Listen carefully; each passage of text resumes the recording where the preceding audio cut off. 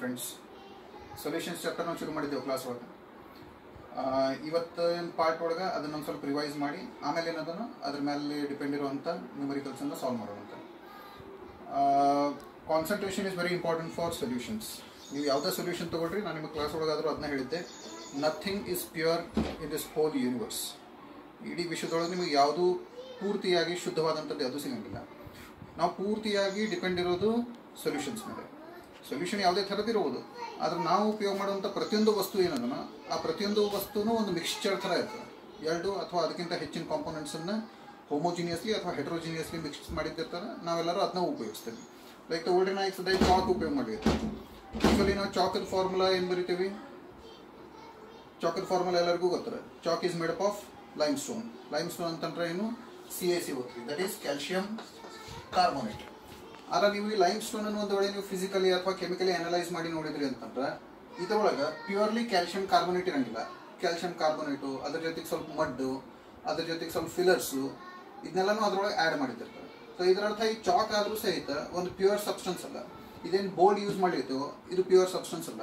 ಇದಕ್ಕೇನಿದೆ ಅಲ್ಯೂಮಿನಿಯಮದ್ದೇನು framing ಮಾಡಿದಾರೋ ಇದು pure aluminium ಇರಂಗಿಲ್ಲ. ನಾವೇನು ನೀರು ಕುಡಿತೇವೋ, ಓಕೆ, ಈ ಸಲ ನಾವು ಉಪಯೋಗ ಮಾಡುವಂಥ ನೀರೇನದನೋ, even this water is not pure. ನಾವೆಲ್ಲ ಅಡ್ವರ್ಟೈಸ್ಮೆಂಟ್ ಒಳಗೆ ನೋಡ್ತೀವಿ ಪ್ಯೂರ್ ವಾಟರ್ ಅಂತೇಳಿ. ಆದರೆ ಪ್ಯೂರ್ ವಾಟರ್ ಕುಡಿಯುವಂಥದ್ದೆಲ್ಲ ನಿಮಗೂ ಗೊತ್ತದ. ಈ ನೀರೊಳಗಾದರೂ ಸಹಿತ ಎಷ್ಟೋ ಮಿನರಲ್ಸ್ ಆ್ಯಡ್ ಆಗಿರ್ತಾವ, ಅದ್ರ ಜೊತೆಗೆ ಎಷ್ಟೋ ಗ್ಯಾಸಸ್ ಆ್ಯಡ್ ಆಗಿರ್ತಾವ. ಸೊ ಈ ಥರದಿಂದ ನೋಡಿದ್ರೆ ನಾವು ಜಗತ್ತೊಳಗೆ ಉಪಯೋಗ ಮಾಡುವಂಥ, ನಾವು ಜಗತ್ತೊಳಗೆ ನೋಡುವಂಥ ಪ್ರತಿಯೊಂದು ವಸ್ತುನು ಒಂದು ಮಿಕ್ಸ್ಚರ್ ಆಗಿರ್ತವೆ. ಓಕೆ, ನೀವು ತಿನ್ನುವಂಥ ಗಿರ್ಮಿಟ್ನಿಂದ ಹಿಡ್ಕೊಂಡು, ಅದಾದಮೇಲೆ ತಿನ್ನುವಂಥ ಮಿರ್ಚಿಯಿಂದ ಹಿಡ್ಕೊಂಡು ಲಾಸ್ಟಿಗೆ ಕುಡಿಯುವಂಥ ಚಹಾ ತನಕನೂ ಪ್ರತಿಯೊಂದು ಒಂದು ಮಿಕ್ಸ್ಚರ್ ಆಗಿರ್ತದೆ. ಈ ಮಿಕ್ಸ್ಚರ್ ಬಗ್ಗೆ ನಾವು ಕಲಿಬೇಕಂತಂದ್ರೆ ಮುಖ್ಯವಾಗಿ ನಮಗೇನು ಬೇಕು? ಅದರ ಕಾನ್ಸಂಟ್ರೇಷನ್. ಕಾನ್ಸಂಟ್ರೇಷನ್ ಅಂತಂದ್ರೆ ಏನು? So we should know how much, what is the quantity of a component in another one. Like ತಿಳ್ಕೊಡಿ, ನೀವು ಚಹಾ ಕುಡಿದಿರಿ, ನೀವು ಭಾಳ ಚಹಾ ಕುಡಿದಿರ್ತೀರಿ, ಬೇರೆ ಬೇರೆ ಮನೆಯೊಳಗೆ ಚಹಾ ಕುಡಿದಿರ್ತೀರಿ. ಒಂದೇ ದಿವಸ ಒಳಗೆ ನೀವು 3 ಸರ್ತಿ ಚಹಾ ಕುಡಿಬೋದು. ಯಾಕಂದ್ರೆ ಲಾಕ್ಡೌನ್ ಅದ, ಎಲ್ಲರೂ ಮನೆಯೊಳಗೆ ಕೂತ್ಕೊಂಡಿರಿ. ಈ 3 ಸರ್ತಿ ಕುಡಿದಂಥ ಚಹಾದನೂ ರುಚಿ ಬೇರೆ ಬೇರೆ ಟೈಪ್ ಇರ್ಬೋದು. ಚಹಾದೊಳಗಿರುವಂಥ ಕಾಂಪೋನೆಂಟ್ಸ್ ಮತ್ತದೇ ಚಹಾ ಪುಡಿ ಹಾಕ್ತಾರೆ, ಅದೇ ಹಾಲು ಹಾಕ್ತಾರೆ, ಅದೇ ಸಕ್ಕರೆ ಹಾಕ್ತಾರೆ, ಅದೇ ನೀರು ಹಾಕ್ತಾರೆ. ಆದ್ರೆ 3 ಸರ್ತಿ ಚಹಾ ಕುಡಿದ್ರೆ 3 ಸರ್ತಿನೂ ಅದ್ರ ಟೇಸ್ಟ್ ಬೇರೆ ಬೇರೆ ಇರ್ಲಿಕ್ಕೆ ಕಾರಣ ಏನಪ್ಪಾ ಅಂತಂದ್ರೆ ಅದ್ರೊಳಗೆ ಹಾಕುವಂಥ ಚಹಾ ಪುಡಿ ಇರ್ಬೋದು, ಅಥವಾ ಹಾಲು ಇರ್ಬೋದು, ಅಥವಾ ನೀರು ಇರ್ಬೋದು, ಅಥವಾ ಸಕ್ಕರೆ ಇರ್ಬೋದು. ಇದ್ರದ್ದೇನು ಕ್ವಾಂಟಿಟಿ ಅದನೋ, ಇದ್ರದ್ದೇನು ರೇಷೋ ಅದನೋ, ಇದು ಹೆಚ್ಚು ಕಮ್ಮಿ ಹಾಕೊಂಡು ಹೋಗ್ತಿರ್ತದೆ. ಸೊ ಎಲ್ಲಿವರೆಗೂ ನಾವು ಒಂದು ಸೊಲ್ಯೂಷನ್ ಅದು ಕಾನ್ಸಂಟ್ರೇಷನ್ ಅರ್ಥ ಮಾಡ್ಕೊಳಂಗಿಲ್ಲೋ ಅಲ್ಲಿವರೆಗೂ ನಮಗೆ ಸೊಲ್ಯೂಷನ್ ಅದ್ದು ಕ್ಲಿಯರ್ ಪಿಕ್ಚರ್ ಸಿಗಂಗಿಲ್ಲ. ಸೊ ಇವತ್ತಿನ ಕ್ಲಾಸ್ ಒಳಗೆ ನಾವು ಸೊಲ್ಯೂಷನ್ ಅದ್ದು ಕಾನ್ಸಂಟ್ರೇಷನ್ ಅನ್ನು ಯಾವ ಥರ ಕ್ಯಾಲ್ಕುಲೇಟ್ ಮಾಡಬೇಕು, ಯಾವ ಥರ ಮೆಜರ್ ಮಾಡಬೇಕು ಅನ್ನೋದನ್ನ ಅಭ್ಯಾಸ ಮಾಡ್ತೀವಿ. So very important thing is how to remember the formulae. ಯಾಕಂದ್ರೆ ಇಷ್ಟೆಲ್ಲ ಫಾರ್ಮುಲಾ ಇರ್ತಾವೆ, ನಾವು ಇಷ್ಟ 7 ಫಾರ್ಮುಲಾ ಬರೆಯೋಗಿದ್ದೀವಿ. 7 ಫಾರ್ಮುಲಾಗಳನ್ನ ನಾವು ಯಾವ ಥರ ನೆನಪೊಳಗೆ ಇಟ್ಕೋಬೇಕು, ಅದ್ರ ಸಲುವಾಗಿ ಒಂದು 3 ರೂಲ್ಸ್ ನೆನಪೊಳಗೆ ಇಟ್ಕೋಬೇಕು. ರೂಲ್ ನಂಬರ್ 1, ಟೆಂಪರೇಚರ್ ಡಿಪೆಂಡೆಂಟ್ ಯಾವುದು, ಟೆಂಪರೇಚರ್ ಇಂಡಿಪೆಂಡೆಂಟ್ ಯಾವುದು, ಇದು ಫಸ್ಟ್ ನಾವು ತಿಳ್ಕೋಬೇಕು. This is not rule number 1, I would call it as rule number 0. So these formulae are temperature dependent. Temperature dependent ಅಂದ್ರೆ ಕಾರಣ ಏನು? ಇದ್ರೊಳಗೆ ಕಾಂಪೋನೆಂಟ್ಸ್ ನೋಡ್ರಿ, ಇದ್ರೊಳಗೆ ಅಷ್ಟು ಯಾವುದಾದ್ರೂ ಒಂದು ಕಾಂಪೋನೆಂಟ್ ವಾಲ್ಯೂಮ್ ಇರಲೇಬೇಕು. ಅಂದರೆ ಯಾವುದೋ ಒಂದು ಕಾಂಪೋನೆಂಟ್ ಇದ್ದ ವಾಲ್ಯೂಮ್ ಅನ್ನು ನಾವು ಕನ್ಸಿಡರ್ ಮಾಡ್ತೀವಿ. Why we need to call it as temperature dependent? Because say assume that I get this bottle of water into the classroom, or virtual classroom you may call it as. ಈ class room ಒಳಗೆ ನೀರನ್ನು ತಗೊಂಡು ಬಂದಾಗ ಇಲ್ಲಿ temperature ಜಾಸ್ತಿ ಇತ್ತು ಅಂತಂದ್ರೆ automatically ನೀರಿಂದ ಯಾವ ಕ್ವಾಂಟಿಟಿ ಜಾಸ್ತಿ ಆಗ್ತದೆ? Obviously volume. ಮಾಸ್ ಅಂತೂ ಹೆಚ್ಚು ಕಮ್ಮಿ ಆಗಂಗಿಲ್ಲ. ಸೇ ಫಾರ್ ಎಕ್ಸಾಂಪಲ್, ಈಗ ಸದ್ಯ 1 kg ನೀರಿತ್ತು, ನಾ ಈ ಕ್ಲಾಸ್ ಒಳಗೆ ತೊಗೊಂಡು ಬಂದೆ, ಇದರ ತೂಕ ನೋಡಿದೆ, ಇದರ ತೂಕ ಎಷ್ಟಿರ್ತಾರೆ? 1 kg ಇರ್ತಾರೆ. ನಾ ಹೊರಗಡೆ ಹಾಲ್ ಒಳಗೆ ನೋಡಿದೆ, ತೂಕ 1 kg ಇರ್ತಾರೆ. ಒಳ್ಳೆ, ನಾ ಇದನ್ನು ಬಸ್ ಸ್ಟ್ಯಾಂಡ್ ಒಳಗೆ ಕೂತ್ಕೊಂಡು ನೋಡಿದೆ, ಇದರ ತೂಕ 1 kg ಇರ್ತಾರೆ. ಟೆಂಪರೇಚರ್ ಹೆಚ್ಚು ಕಮ್ಮಿ ಆದಂಗೆ ಚೇಂಜ್ ಆಗುವಂಥ ಕಾಂಪೋನೆಂಟ್ ಅಂದ್ರೆ ಒಂದೇ ಒಂದು, ದಟ್ ಈಸ್ ವಾಲ್ಯೂಮ್.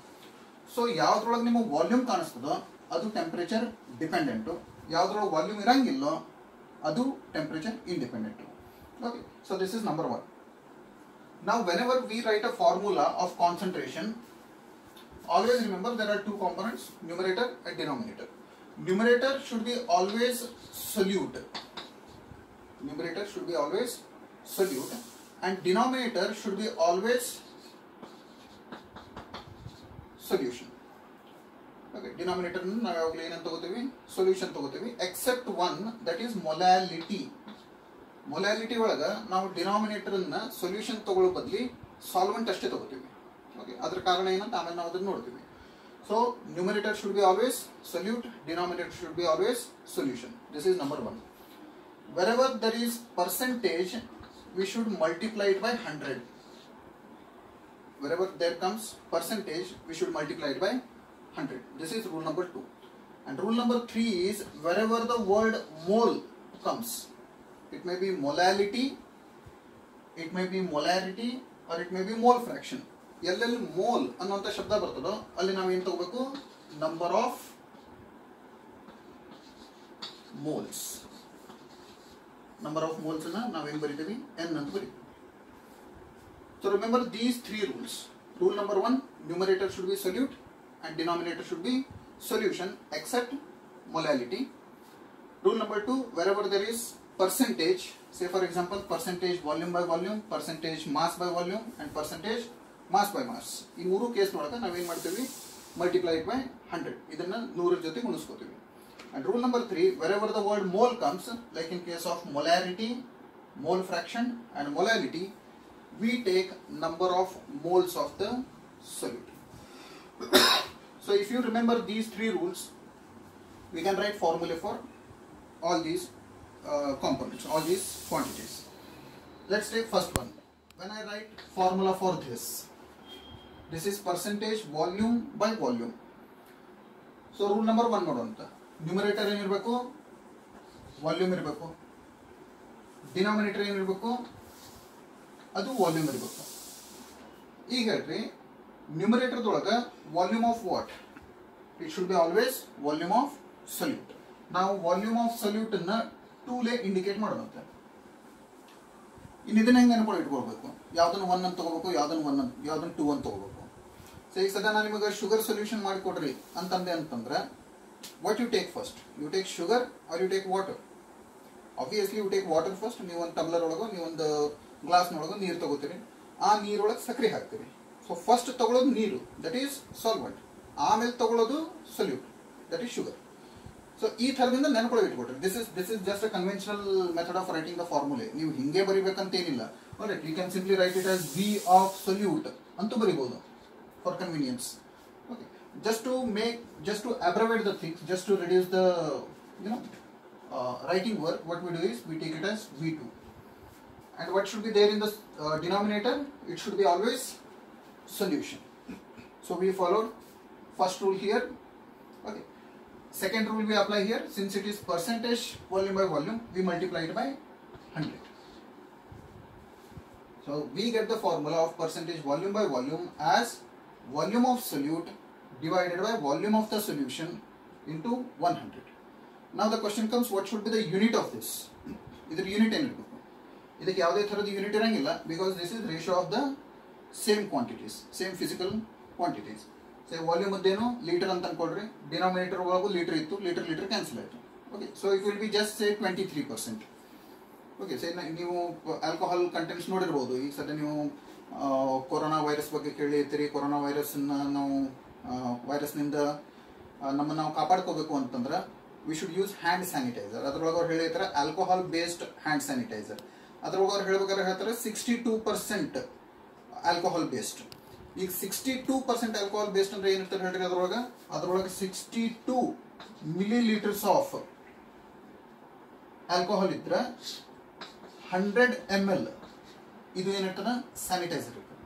ಅಂದ್ರೆ ಸ್ಯಾನಿಟೈಸರ್ ವಾಲ್ಯೂಮು ಒಂದ್ ವೇಳೆ 100 ml ಇದ್ರೆ ಅದ್ರೊಳಗೆ 62 ml ಏನಿರ್ತದೆ ಆಲ್ಕೋಹಾಲ್ ಆಡ್ ಮಾಡಿರ್ತಾರೆ. Therefore here millilitres gets cancelled. ಅದ್ರ ಜೊತೆಗೆ ನೀವು ಯಾವುದೇ ಥರದ ಆಲ್ಕೋಹಾಲಿಕ್ ಬೆವರೇಜಸ್ ನೋಡಿದ್ರೆ, ಲೈಕ್ ಬೀರ್ ಅಂತಾರೆ, ವಿಸ್ಕಿ ಅಂತಾರೆ. ಸೊ ಇವೇನು ಆಲ್ಕೋಹಾಲಿಕ್ ಬೆವರೇಜಸ್ ಏನಿರ್ತಾವೆ ಇವೆಲ್ಲದ್ರದ್ದು ಏನು ಕಾನ್ಸಂಟ್ರೇಷನ್ ಇರ್ತಾರೋ ಇದನ್ನ ಪರ್ಸೆಂಟೇಜ್ ವಾಲ್ಯೂಮ್ ಬೈ ವಾಲ್ಯೂಮ್ ಒಳಗೆ ಯಾವಾಗಲೂ ಮೆನ್ಷನ್ ಮಾಡಿರ್ತಾರೆ. ಸೊ ಇದು ಹಿಂಗೆ ನಿಮಗೆ ಗೊತ್ತಿರಲಿ ಅಂತ ಹೇಳಿರ್ತೀನಿ. ಈ ಸದ್ಯ ನೀವೇನು ಹ್ಯಾಂಡ್ ಸ್ಯಾನಿಟೈಸರ್ ಏನು ಯೂಸ್ ಮಾಡಿರ್ತೀರೋ ಈ ಎಲ್ಲದ್ರ ಮೇಲೆ ಆಲ್ಕೋಹಾಲಿಕ್ ಪರ್ಸೆಂಟೇಜ್ ಬರ್ತಾರೋ ಇದೆಲ್ಲ ಕೆಲ ಆಲ್ಕೋಹಾಲಿಕ್ ಪರ್ಸೆಂಟೇಜು ಯಾವಾಗಲೂ ವಾಲ್ಯೂಮ್ ಬೈ ವಾಲ್ಯೂಮ್ ಒಳಗೆ ಬರ್ತಾರೆ ಅವರು. Next comes is percentage mass by volume. Mass is taken as weight here. ನೋಡಿ, ಯಾಕಂದ್ರೆ ನಾವು ಆಕ್ಚುಯಲ್ ಮಾಸ್ ಬರೀದೇ ಇರೋದ್ರಿಂದ ನೀವು ಫಿಸಿಕ್ಸ್ ಒಳಗೆ ಕಲ್ತೀರಿ how to determine mass out of weight and weight out of mass by multiplying or dividing by its gravitational acceleration value. But ನಾವಿಲ್ಲಿ ತಗೊಳ್ಳೋಂಥ wait, ನೀವು ಯಾವಾಗ ಕೆಮಿಸ್ಟ್ರಿ ಲ್ಯಾಬ್ ಒಳಗೆ ಎಕ್ಸ್ಪೆರಿಮೆಂಟ್ ಮಾಡ್ತಿರೋ ಅವಾಗ ನೀವೇನು ತೂಕ ತಗೋತಿರೋ ಅವಾಗ ನೀವು ಅದ್ರ ವೇಟ್ ತಗೋತಿರ್ತೀರಿ, ಅದ್ರ ಮಾಸ್ ತಗೊಳಂಗಿಲ್ಲ. ಸೊ ಹಿಂಗಿರೋದ್ರಿಂದ we take it as weight by volume. This is also temperature dependent because it has got volume as the denominator. Now can you tell me the formula? Yes, you can tell wherever you are sitting. Formula. Okay, what we take in the numerator part? Rule number 1, that is solute. So what we take of solute? We take mass of solute divided by what should be the denominator? Solution. So what we take of solution? We take volume of solution and then come to rule number 2, since it is percentage and here also it is percentage, you multiply by 100. So now this is very simple. ಇದು ನೋಡ್ಕೊಂಡು ಇಲ್ಲೂ ಬರೀಬಹುದು. ಏನಂತ ಬರೀತೀರಿ ಇಲ್ಲಿ? What should be the numerator? Mass of the solute divided by total mass of the solution into 100 because this is percentage. Alright. Now let's get back to this. Now this is molarity. What we should take in the numerator part. Alright. Now use a little brain. Okay. Rule number 1, we are taking solute. Alright. What of solute? That is the important question here. What of solute? Okay, ನೀವು mass ತಗೋತಿರೋ volume ತಗೋತಿರೋ? ನೀವು ಇಲ್ಲಿ ಎರಡು ತಗೋಬಾರ್ದು. ಎರಡರ ಬದಲು ಶಬ್ದ ನೋಡ್ರಿ ಇಲ್ಲಿ molarity ಅಂತದ.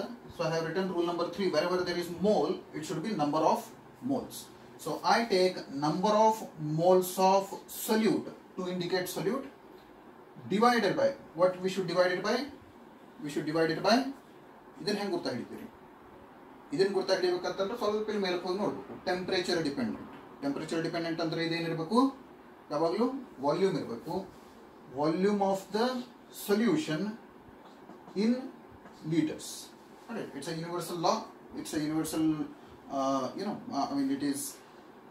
This is the point where all scientists have agreed upon that we should take volume always in liters. Alright. So this is volume in liters. There is no percentage because there is no percentage here. Okay, and what should be the unit of this? Unit should be either unit in barananta, either unit in barithevi. Number of moles, that is moles per liter. Okay, like if there is temperature independent ಒಳಗಿಂದ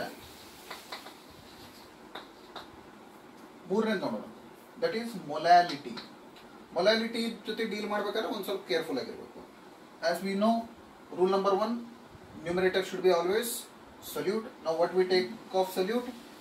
As you know, the word is mole here, so we take number of moles of solute divided by what should be there in the denominator. It should be always solution. Right? But in star mark hakini, star mark ನೆನಪಲ್ಲಿ ಇಟ್ಕೋಬೇಕು. ನಾವು ಯಾವಾಗ molality ಜೊತೆ deal ಮಾಡ್ತಿರ್ತೇವೋ ಆವಾಗ ನಾವಿಲ್ಲೇ solution ತಗೊಳ್ಳದೆ solute ತಗೋಬೇಕು. Solvent ತಗೋಬೇಕು. So here we take as solvent. Now what of solvent? We take weight of solvent. The weight of solvent ತಗೊಳ್ಳಿ ಕಾರಣ ಏನು? Because this is temperature independent. Temperature independent ಇರಬೇಕಂದ್ರೆ it should be always weight. It can't be simply volume. Okay. So this is molality. Now can you tell me what is its unit?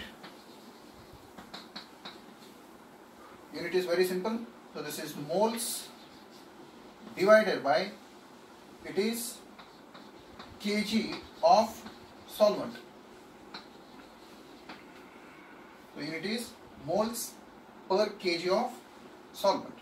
Okay. Now ಯಾವಾಗ molality consider ಮಾಡ್ತೇವೆ, molality ನಾವು usually consider ಮಾಡೋದು say when you are preparing an alloy. Okay, say ನೀವು ಈಗ gold alloy ತಯಾರು ಮಾಡಿರ್ತೀರಿ ಅಂತಂದ್ರೆ gold ಒಳಗೆ mix ಮಾಡ್ತೀರಿ, copper ಮಿಕ್ಸ್ ಮಾಡ್ತೀರಿ. The amount of copper, alright, you add here, okay, is considerable. ಆದರೆ ಯಾವಾಗ ನೀವು ನೀರೊಳಗೆ ಸಕ್ಕರೆ ಮಿಕ್ಸ್ ಮಾಡ್ತಿರೋ, okay, say for example if I take say 1 liter of water, I take 1 spoon of sugar, I add it to the water and I stir it. Now sugar gets completely dissolved in this. Okay, ಬಿಸಿಲುಗಾಲದ ಅನ್ಕೊಳ್ಳಿ ಮನೆಯೊಳಗೆ ಎಲ್ಲರೂ ಶರಬತ್ತು ಮಾಡ್ಕೊಂಡು ಕುಡಿತಿರ್ಬೋದು. So ನೀವು ಶರಬತ್ತು ಮಾಡಬೇಕಾದ್ರೆ ನೀವು 1 litre ನೀರು ತೊಗೊಂಡು ಅದರೊಳಗೆ 4 ಚಮಚ ಸಕ್ಕರೆ, 2 ಚಮಚ ಉಪ್ಪು, ಸ್ವಲ್ಪ ನಿಂಬೆ ಹಣ್ಣಿನ ರಸ ಹಿಂಡಿ ಅದನ್ನು ಕಲಕಿದ್ರಿ ಅಂತಂದ್ರೆ ನಿಮಗೆ ಸಿಗೋ ಅಂಥ ವಾಲ್ಯೂಮ್ ಏನಿರ್ತದೋ ಇದು ವಾಲ್ಯೂಮ್ 1 ಲೀಟರ್ ಇರ್ತದೆ. Okay, if you remember your high school class textbooks, ಅದರೊಳಗೆ ಇಂಥವು ಚಿತ್ರ ಕೊಟ್ಟಿರ್ತಿದ್ವು. You liquid the particles irtava. When you dissolve something in it, alright, it gets adjusted in between the molecules.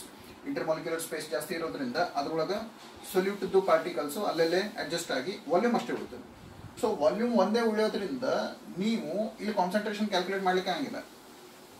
ಅದ್ರ ಸಲುವಾಗಿ ನೀವು ಏನು ಕನ್ಸಿಡರ್ ಮಾಡ್ತೀವಿ, we consider mass of the solvent. Okay, because mass of the solvent also remains constant, whereas number of moles of solute go on changing. So e reason irodrinda ನಾವು ಏನು ಮಾಡ್ತೀವಿ, we always consider this will be W1, alright, that is mass of the solvent. So number of moles of solute divided by kg of solvent. Okay, ಇದರ ಅರ್ಥ ಏನು ಹೇಳಬೇಕು, ಯಾರು ಮೊಲಾಲಿಟಿನ 2 ಅಂತ ಹೇಳಿದ್ರು ಅಂತಂದ್ರೆ ಅಥವಾ ಮೊಲಾಲಿಟಿನ 3 ಅಂತ ಹೇಳಿದ್ರು ಅಂತಂದ್ರೆ, what do you understand? 1 kg of solvent contains 2 moles or say 3 moles of solute. ಈ ಥರ ಇದನ್ನು ನಾವೇನು ಮಾಡಬೇಕು, ಅರ್ಥ ಮಾಡಬೇಕು. ಓಕೆ, ಇದರ ಜೊತೆಗೆ ನಾನು ಇನ್ನೊಂದು ಪಾಯಿಂಟ್ ಇಲ್ಲಿ ಹೇಳಬೇಕಾಗಿತ್ತು, ಏನಂತಂದ್ರೆ mole fraction should be always between 0 and 1. Mole fraction of any solution can't be 1.3. Mole fraction of any solution can't be 5 or 10 or 15. Alright, or it can't even be negative. So it should be always 0 to 1. 0 to 1 idra arthena, what do you mean when I say mole fraction is 0? When I say mole fraction is 0, that means solvent is pure, nothing is dissolved in it. Okay, and when I say it is 1, that means solute is pure, means it is not added to anything. Artha aglaytare? Okay, say when I say 0, that means nothing is dissolved. 0 moles in whatever quantity you have taken. When I say 1, that means only solute remains. Okay, so that is how the mole fraction should be always 0 and 1. Okay, appi tappi enare nimage annual examination roge yakantandre this is important from examination point of view. 2 marks in question idrolage bande bartana. ನಾನು ನಿಮಗೆ question numbers ಅದು ಹೇಳಿಟ್ಟಿದ್ದೆ. So if you remember, alright, you get question number 1, question number 2 and question number 28 from this chapter. Okay, and when you get this and assume, this usually doesn't happen, but just assume if in a question they have given you that mole fraction of a certain solution is 1.3, calculate something, then simply write the question number and leave the question because question is wrong. Okay, be 100% sure that if mole fraction is mentioned in any number other than 0 and 1, that means the question is wrong. Okay, so ಹಿಂಗಾಗಂಗಿಲ್ಲ, ಸ್ವಲ್ಪ ಹೊತ್ತು ನಿಮ್ಗೆ ಖುಷಿ ಆಗಲಿ ಅಂತೇಳಿ ಮಾತು ಹೇಳಿದೆ ಅಷ್ಟೇ. This is not going to happen anyway, but remember, mole fraction should be always 0 and 1. Last point is parts per million. Alright, as you all know, it is simply parts per million. The word is not mentioned here, but we should always consider here mass of the solute divided by mass of the solution into 10 to the power of 6. 10 to the power of 6 means it is always 1 million. But in some cases, say like if I happen to study about hardness of water, alright, aವಾಗ ನಾನು ನೀರಿನ ಗಡಸುತನದ ಬಗ್ಗೆ ಅಭ್ಯಾಸ ಮಾಡ್ತೇನೆ. Hardness of water. Now hardness is caused because say chloride or sulfates or bicarbonate salts are dissolved in water. Alright, calcium and magnesium usually. Okay, ಅವಾಗ ಅದೇನಿರ್ತದೋ ಅದು ನಿಮಗೆ 3% to 5% ಹಿಂಗೆ ಡಿಸಾಲ್ವ್ ಆಗಿರಂಗಿಲ್ಲ. It will be in very small quantity. Very means very small quantity.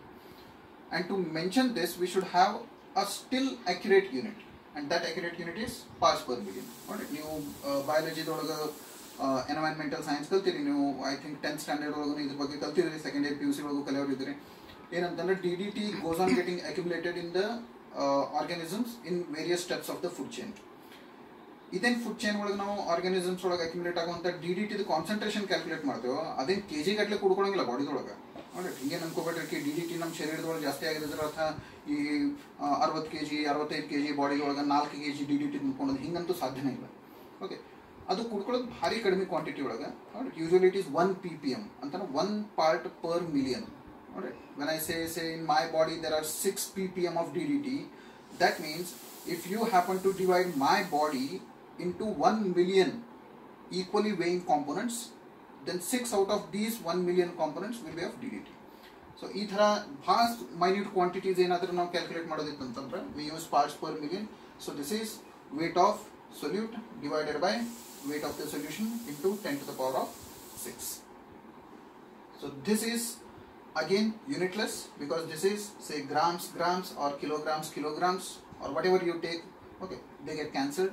So what remains is ultimately a unitless number. Okay, so ಈಗ ಇದ್ರೊಳಗೆ ಒಂದು ಸರ್ತಿ ನೋಡ್ಕೊಂಡ್ಬಿಟ್ರೆ ಯೂನಿಟ್ಲೆಸ್ ಯಾವ್ಯಾವ ಇದಾವೆ ಅಂತೇಳಿ.